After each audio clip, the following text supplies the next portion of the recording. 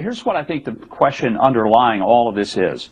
We're asking, is South Carolina a racist state because of the flag that flies on their Capitol grounds? I don't think that the presence of one lunatic racist who everybody in this country feels contempt for, and no one is defending, is somehow evidence of the people of South Carolina. All right, folks, joining us now, Ken Blackwell, Senior Fellow, Family Research Council, former Mayor of Cincinnati, and former Ohio Secretary of State. Ken, welcome, sir. Hey, Steve, good to be with you, sir. Always good to talk to you. All right, before we get to the Confederate flag, and I think Mike Huckabee says it very well, your take on today's Supreme Court ruling? Well, I think the court went a long ways towards delegitimatizing itself. This issue is far from settled. We are witnessing the unraveling of the cultural foundation of this country that has made us an exceptional nation.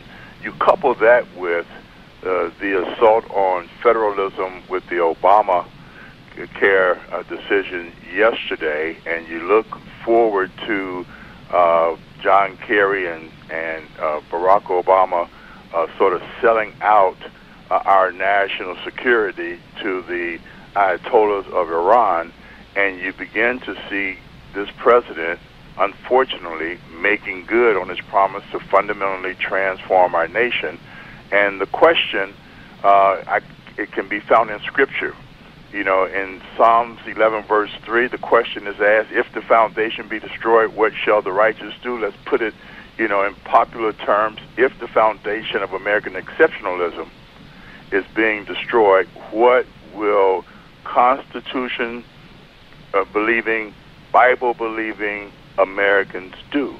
And that means that we have to speak to our elected representatives, and we have to make 2016 count for putting a check to this assault on American exceptionalism, our economic vitality, and our cultural integrity. Yeah, I know. And Ken, you say it so eloquently, but I got to tell you, the Republican leadership, they don't say it. So they don't say it at all. I mean, where's McConnell? McConnell is, ever since he got reelected, he's been, all I could recall him doing is hugging Obama, saying, we'll give you that fast track, buddy. You know, they don't speak about these things. They've been AWOL on this for the most part. And what they need to say, two things, I think, is that we got to take the White House because we can't have the next Supreme Court justice or two appointed by Hillary Clinton, or this country's finished for 2 generations. You're absolutely right. And one of the things that we are watching unfold in front of us is Hillary Clinton trying to re-energize the Obama electorate. And she is, if you elect her, you're in effect giving Barack Obama a 3rd term, because the same political forces to put him in office will put her in office, and we'll see government getting bigger, economic growth diminishing, if existing at all. We'll see the labor participation rate continue to go up, and we will see the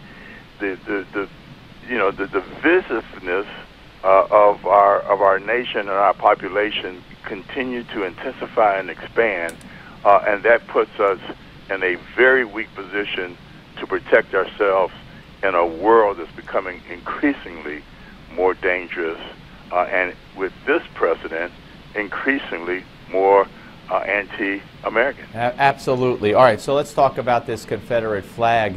And you know, and you wrote a great piece on the president, the impending collision of Obama's failures. But this assault on the Confederate flag, and you know, if you want to talk Hillary, of course, you know what Bill Clinton did in celebrating the Confederate flag when he was governor of Arkansas.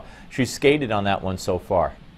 Steve, there's a lot of walking contradictions, whether you're talking about Bill and Hillary Clinton, or if you're talking about the fact that we've put the focus on the Confederate flag as opposed to putting the focus on something that we should be celebrating: the dignity of the families of the victims, and the camaraderie of South Carolinians around a response to this act of hate and destruction.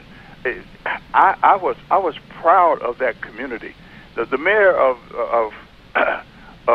Charleston and I have known each other for decades. There are things that we disagree on, but I had to salute the way he rallied his community to response.